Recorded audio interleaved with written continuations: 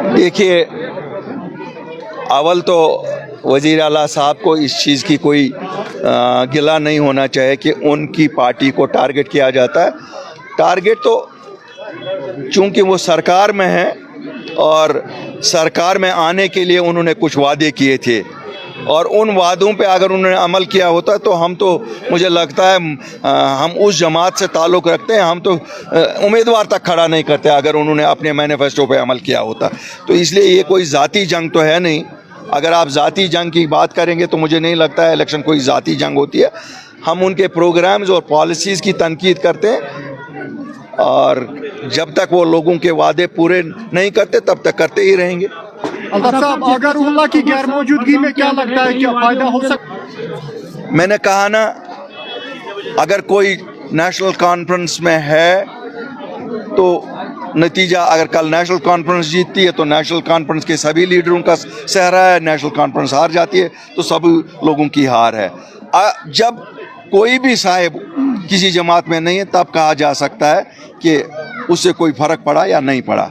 साहब, एक साल से कहा गया कि पावर नहीं है, लेकिन इन चीज़ों से मुझे नहीं लगता है कोई बुरी बात है अगर बनाते हैं, लेकिन मैंने याद दहानी दी है आज वज़ीर आला साहब को। वो इंडस्ट्रीज़ महकमा भी उनके डिप्टी चीफ मिनिस्टर के पास है। ओमपोरा का ये इंडस्ट्रियल एस्टेट तो अलॉट कर लें, क्यों, कम अज़ कम बड़गाम वालों को ये तो पता लगेगी कि हाँ सरकार कुछ कर सकती है। अपनी पार्टी का खास पहला एजेंडा जो है, जो हमारे नौजवान और बुज़ुर्ग जिनकी पकड़ दकड़ आज भी है, जिनको हिंदुस्तान के मुख्तलिफ जेलों में रखा गया है, जिनको आए दिन सताया जाता है, ना वेरिफिकेशनें दी जाती है, ना पासपोर्ट दिए जाते हैं, हम कोशिश करेंगे जैसे हमने मैनिफेस्टो में कहा था, आम माफ़ी के लिए हम एक ज़ोरदार मुहिम चलाएंगे। अगर इलेक्टेड रिप्रेजेंटेटिव होगा अंदर भी चलाएंगे और बाहर तो हम जमात वाले ज़रूर चलाएंगे ही चलाएंगे।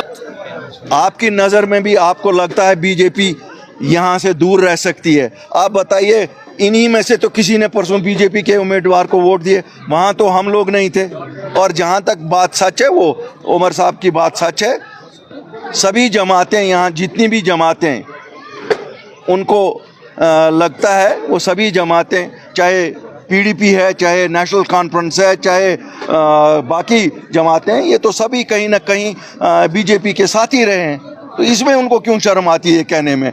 वो तो सभी साथी रहे हैं उनके साथ, उनके साथ इकट्ठे इलेक्शन लड़े हैं, उनकी काबीनाओं में वजीर रहे हैं, उनके साथ चीफ मिनिस्टर रहे हैं। तो उस वक्त शर्म नहीं थी जब उनकी मदद से चीफ मिनिस्टर बने? उस वक्त शर्म नहीं थी जिस वक्त उनकी मदद से फॉरेन मिनिस्टर बने? ये कहे ना, हम सभी दिल्ली के हैं। अल्ताफ साहब, उठाया था, ये बोलो ना, ये बताओ ना। उनसे पहले पूछो साथ किसने बिठाया था? उनको साथ भी दिल्ली वाले ही बिठाते हैं, अलग भी दिल्ली वाले ही करते हैं, क्यों? ये सब दिल्ली के आइमा पे चलते हैं यहाँ।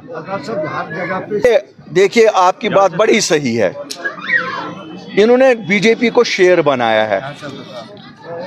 शेर आया, शेर आया, शेर आया।